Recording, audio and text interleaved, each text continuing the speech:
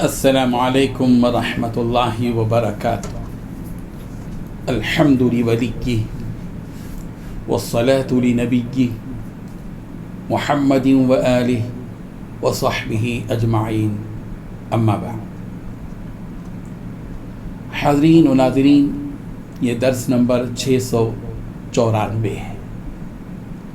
سورہ اعراف کی 2 آیتوں کی آج تلاوت و تشریح کی جائے گی.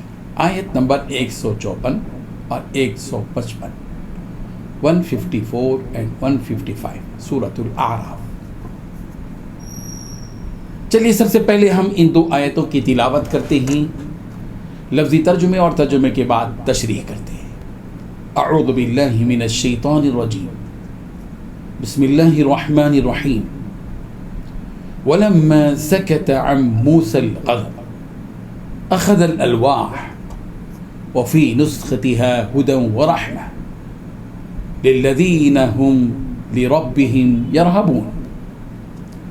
واختار موسى قومه 70 رجلا لميقاتنا فلما أخذتهم الرجفة قال رب لو شئت أهلكتهم من قبل وإياي أتهلكنا بما فعل السفهاء منا إن هي إلا فتنتك تضل بها من تشاء وتهدي من تشاء أنت ولينا فاغفر لنا وارحمنا وأنت خير الغافرين. صدق الله العظيم.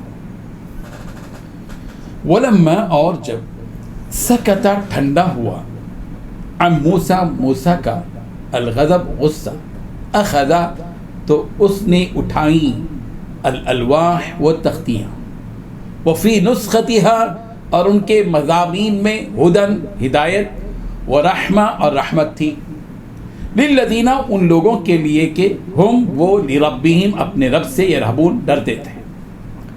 واختار اور منتخب کیے موسیٰ حضرت موسیٰ نے قومہ اپنی قوم میں سے 70 رجلا آدمی لمیقاتنا ہمارے مقررہ وقت کے لیے.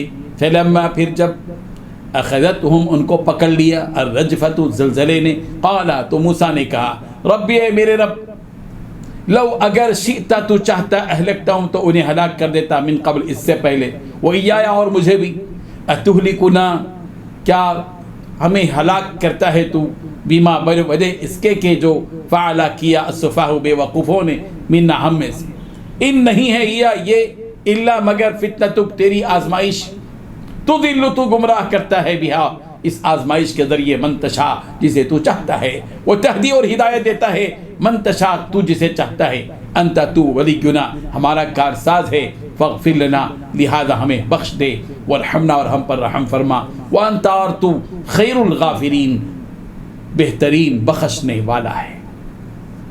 ترجمہ یوں ہے، اور جب موسیٰ کا غصہ فرو ہوا تو تورات کی تختیاں اٹھا لی اور جو کچھ ان میں لکھا تھا وہ ان لوگوں کے لیے جو اپنے رب سے ڈرتے ہیں ہدایت اور رحمت تھی. اور موسیٰ نے اس میعاد پر جو ہم نے مقرر کی تھی اپنی قوم کے 70 آدمی منتخب کر کے کوہ طور پر حاضر کیے. جب ان کو زلزلے نے پکڑا تو موسیٰ نے کہا کہ اے اللہ، اگر تو چاہتا تو ان کو مجھ سے پہلے ہی ہلاک کر دیتا. کیا تو اس فعل کی سزا میں جو ہم میں سے بے عقلوں نے کیا ہے ہمیں ہلاک کر دے گا؟ یہ تو تیری آزمائش ہے، اس سے تو جس کو چاہے گمراہ کرے اور جسے چاہے ہدایت بخشے. تو ہی ہمارا کارساز ہے، تو ہمیں ہمارے گناہ بخش دے اور ہم پر رحم فرما، اور تو سب سے بہتر بخشنے والا ہے. ان 2 آیتوں میں 11 باتیں بتائی گئی ہیں. پہلی بات، جب حضرت موسیٰ علیہ السلام کا غصہ تھم گیا تو انہوں نے تختیاں اٹھا لیں. دوسری بات، ان تختیوں میں جو باتیں لکھی تھیں اس میں لوگوں کے لیے ہدایت اور رحمت کا سامان تھا جو اپنے رب سے ڈرتے تھے.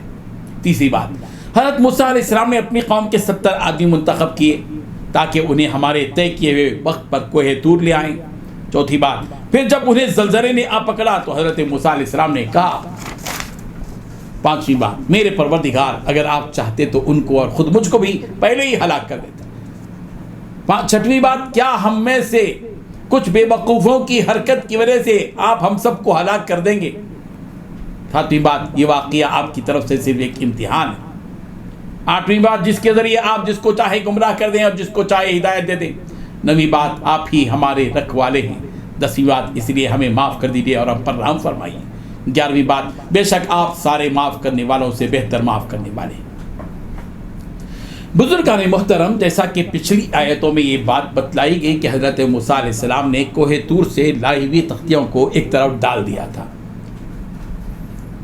حضرت موسیٰ علیہ السلام نے جلدی میں اس طرح ایک طرف رکھا کہ دیکھنے والا اسے پھینکنے سے تعبیر کر سکتا تھا۔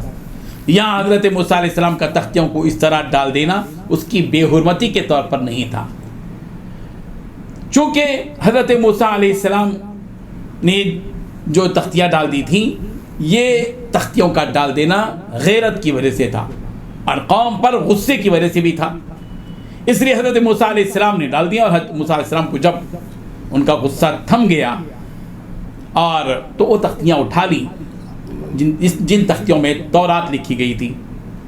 حضرت موسیٰ علیہ السلام ویسے تو تیز طبیعت کے ہونے کی وجہ سے انہیں غصہ بھی جلد آتا تھا، لیکن ان کی خوبی یہ تھی کہ جب سامنے والا حق کی طرف لوٹ کر آ جاتا اور ظالم اپنے ظلم سے باز آ جاتا تو ان کا غصہ بھی حلم اور تحمل کی طرف جلد ہی لوٹ کر آتا تھا۔ ایک شریف اور نیک انسان کی علامت یہ ہوتی ہے کہ دین کے معاملے میں جہاں اسے گڑبڑ محسوس ہوتی ہے اس کو جلد غصہ آ جاتا ہے، لیکن تحمل اور بردباری کی صفت خاص کی وجہ سے اس کا غصہ جلد ہی چلا جاتا ہے۔ حضرت موسیٰ علیہ السلام نے تورات کی یہ تختیاں اس لیے اٹھا لی تاکہ اس میں موجود ہدایات سے قوم کی اصلاح کر سکے۔ حضرت ابن عباس رضی اللہ عنہ فرماتے ہیں کہ حضرت موسیٰ علیہ السلام نے ان تختیوں کو غصے کی حالت میں چونکہ ڈال دیا تھا تو وہ تختیاں ٹوٹ گئی تھیں، جس سے ان کے مضامین مفقود ہو گئے تھے، تو وہ مضامین لوٹا دیے گئے اور وہ تختیاں انہیں لوٹا دی گئیں اور ان میں کوئی مضمون نہیں چھوٹ پایا۔ اب سوال ہے کہ ان تختیوں میں کیا تھا، جس کا جواب یہ دیا گیا کہ فی نسختها ھدی ورحمۃ للذین ھم لربہم یرہبون۔ ان تختیوں میں جو لکھا ہوا تھا اس میں ہدایت تھی اور رحمت تھی ان لوگوں کے لیے جو رب سے ڈرتے ہیں، یعنی اللہ تبارک و تعالیٰ کے احکامات تھے، نصیحت کی باتیں تھیں۔ اس کے بعد حضرت موسیٰ علیہ السلام نے بنی اسرائیل کے ان لوگوں میں جو گوسالہ پرستی سے محفوظ تھے ان میں سے 70 آدمیوں کو منتخب کیا، اور یہ انتخاب بھی اللہ تبارک و تعالیٰ کے حکم ہی سے تھا۔ حضرت موسیٰ علیہ السلام نے ان سے کہا کہ وہ روزہ رکھیں اور اپنا جسم پاک کریں اور اپنے کپڑے پاک رکھیں۔